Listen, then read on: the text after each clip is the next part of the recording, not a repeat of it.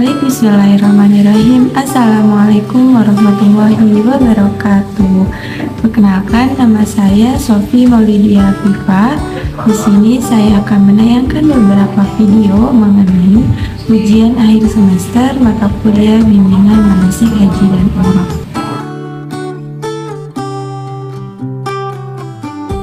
Doa ketika memasuki Masjidil Haram. Bismillahirrahmanirrahim. Allahumma antas salam wa minkas salam wa ilaika ya'udus salam wa hayyina rabbana bis salam wa adkhilna al-jannata daras salam tabarakta rabbana wa ta'alaita ya dzal jalali wal ikram. Rabbi ghfirli zunubi waftah li abwaba rahmatik. Bismillahi walhamdulillahi wassalatu wassalamu ala rasulillah. Doa ketika melintas makom Ibrahim. Bismillahirrahmanirrahim. Rabbi adkhilni mudkhala sidqin wa akhrijni mukhraja sidqin waj'alni min ladunka sultanan nasira. Waqul ja'al haqqo wa zahaqal batilu innal batila kana zahuqan. Doa ketika mendaki Bukit Safa sebelum melakukan sa'i. Bismillahirrahmanirrahim. Inna sofa wal marwata min sya'airillah faman hajjal baita aw i'tamara fala junaha alaihi ay yatawwafa bihima wa ma tatawwa'a khairan fa innallaha syakirun alim. Abda'u bima bada'allahu bihi wa rasuluh. Fungsi manajemen dalam penyelenggaraan bimbingan manasik haji di KBIH dan KUA. Yang pertama yaitu ada perencanaan atau planning. Perencanaan atau planning yang dilakukan lebih kepada persiapan untuk bimbingan manasik haji dengan membentuk panitia serta pembagian tugas. Adapun sasarannya yaitu para calon jamaah haji yang berada di lingkungan KUA atau KBIH tersebut. Cara ataupun metode yang bisa digunakan yaitu dengan ceramah, menyampaikan informasi, tanya jawab, dan praktek. Pertemuan yang beragam sesuai kebijakan setiap KUA dan KBIH. Nah, yang kedua yaitu ada pengorganisasian atau organizing. Pengorganisasian yaitu dengan membentuk struktur kepanitiaan dan menugaskan anggotanya dengan tugas pokok masing-masing. Lalu yang ketiga ada penggerakan atau actuating. Setelah proses perencanaan dan pengorganisasian telah dilakukan, maka selanjutnya adalah menggerakkan para calon jamaah haji serta para pembimbing manasik haji. Contohnya seperti menggerakkan para calon jamaah dan pembimbing untuk melaksanakan BIMSIK dengan cara membuat jadwal. Lalu yang keempat yaitu ada pengawasan atau controlling, yaitu sebuah kegiatan yang dilakukan untuk mengontrol ataupun mengetahui sejauh mana perjalanan kegiatan sehingga nantinya ada bahan ataupun ada gambaran yang bisa dievaluasi dan bisa dikembangkan di kemudian hari.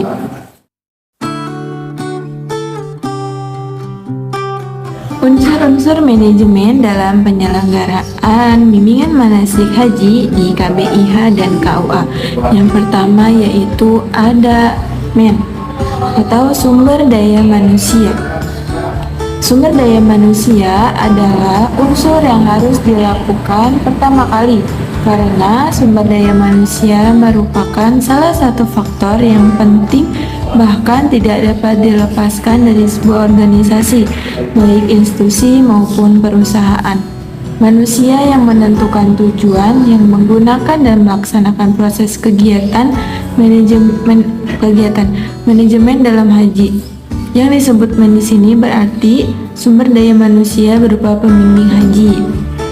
Lalu yang kedua yaitu ada money, uang atau pembiayaan. Pengaruh uang sangat besar karena uang dibutuhkan oleh setiap manusia. Di samping sebagai alat tukar, uang juga berfungsi sebagai alat pengukur nilai besar atau kecilnya suatu kegiatan. Suatu perencanaan yang diprogramkan bila tanpa ada unsur pendukung yang akan membiayai dari kegiatan tersebut, maka akan sia-sia. Pembiayaan ini berarti dana haji yang akan dipergunakan untuk bimbingan manasik haji yang bersumber dari Kementerian Agama. Lalu selanjutnya ada metode atau metode, cara atau sistem kerja.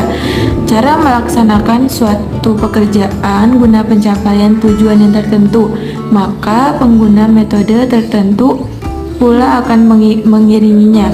Metode guna pencapaian sesuatu juga sebagai saran kelancaran dalam menyelesaikan tugas. Untuk itu diperlukan suatu usaha agar peserta jamaah haji dapat dengan mudah menyerap informasi yang telah disajikan oleh instruktur ataupun jamaah sebagai sumber belajar. Lalu selanjutnya ada unsur machines atau mesin-mesin. Unsur mesin-mesin merupakan alat pelengkap guna memudahkan suatu proses. Selain itu, suatu kegiatan dapat dikatakan cepat dan mudah bila disertai adanya alat sebagai pelengkap, seperti halnya komputer, alat tulis, proyektor, dan yang lain sebagainya.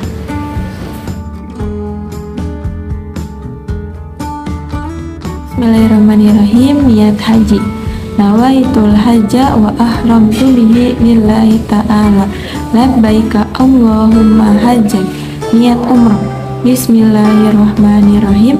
Nawaitul umrata wa ahramtu bihi lillahi ta'ala labbaika Allahumma umratan. Adapun pakaian ihram bagi perempuan yaitu dengan menggunakan pakaian yang tidak ketat dan menutup seluruh anggota tubuhnya atau auratnya kecuali telapak tangan dan wajah, seperti di video berikutnya.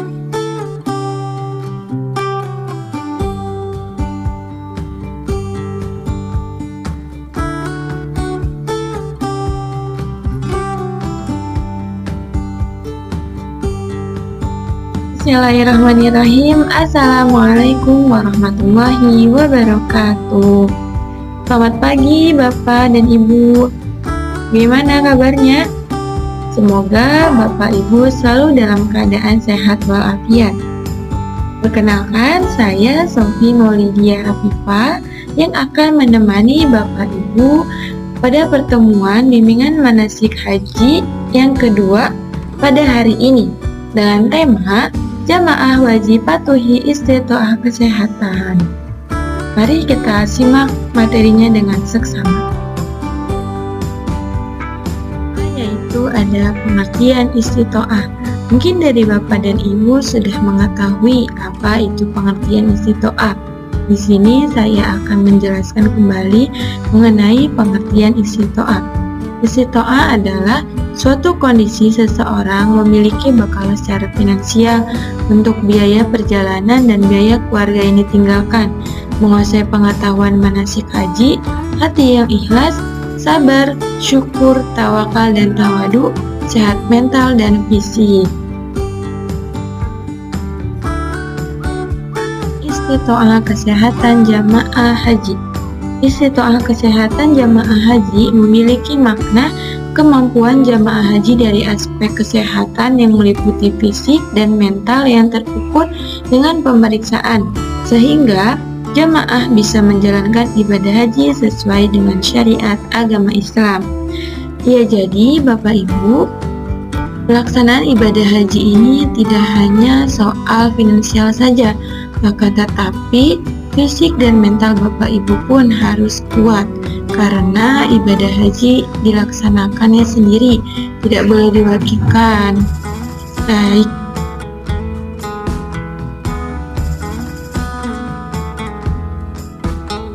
Istitoah kesehatan jamaah haji memiliki beberapa kriteria. Kriteria yang pertama yaitu jemaah dalam kategori ini tidak memiliki masalah kesehatan untuk menjalankan ibadah haji. Jadi Bapak dan Ibu, di kriteria pertama ini kondisi calon jamaah itu dalam keadaan sehat walafiat atau dalam kondisi yang tidak memiliki riwayat penyakit. Lalu di kriteria yang kedua yaitu memenuhi syarat istitoah tapi dengan pendamping. Masuk dalam kategori ini adalah jamaah risti atau resiko tinggi. yaitu mereka yang usianya lebih 60 tahun dan menderita kelompok penyakit tertentu, sehingga bisa berangkat dengan pendamping, yaitu orang yang bisa mengantarkan obat-obatan yang rutin diminum atau alat-alat kesehatan yang harus disertakan seperti kursi roda dan lain sebagainya. Jadi, Bapak dan Ibu tidak perlu khawatir. Bapak dan Ibu boleh membawa pendamping yang akan membantu kegiatan pelaksanaan ibadah haji selama di Mekah dan Madinah. Kriteria yang ketiga yaitu jemaah tidak memenuhi kriteria istitoah dalam kurun waktu tertentu atau sementara. Artinya, jika beberapa hal yang dipersyaratkan sudah terpenuhi, dia bisa masuk kategori istitoah atau istitoah bersyarat.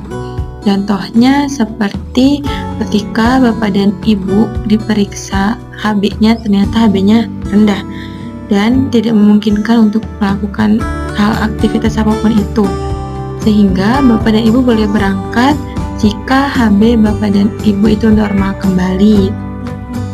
Lalu yang keempat, kriteria yang keempat yaitu jemaah yang tidak memenuhi syarat istitoah kesehatan haji. Kondisi ini misalnya jemaah dengan kondisi klinis yang jika melakukan aktivitas dalam kondisi tertentu akan mengancam jiwa.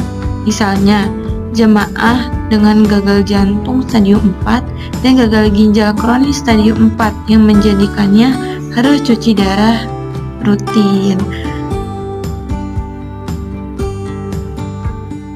Tips menjaga kesehatan bagi jamaah yang pertama yaitu hindari aktivitas berlebihan yang dapat menyebabkan memburuknya kondisi kesehatan jemaah haji. Istirahat yang cukup. Lalu ada minum obat secara teratur sesuai dengan penyakitnya. Makan makanan bergizi. Gunakan payung saat berada di luar pondokan untuk menghindari heat stroke atau sengatan panas. Karena jika sangat panas, suhu di sana mencapai 40 derajat Celcius. Lalu ada semprotkan air ke wajah dan bagian tubuh yang terbuka.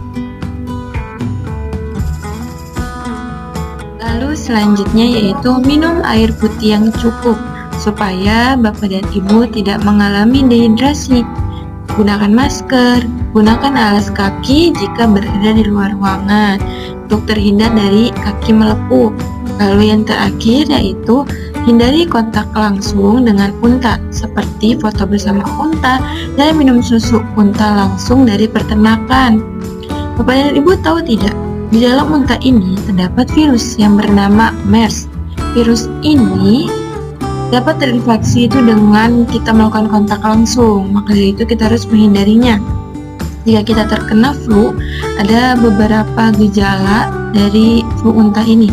Yang pertama yaitu demam atau menggigil, gejala seperti flu, batuk hingga sesak napas, nyeri pada otot hampir seluruh tubuh, sakit tenggorokan, sakit kepala, diare, mual atau muntah.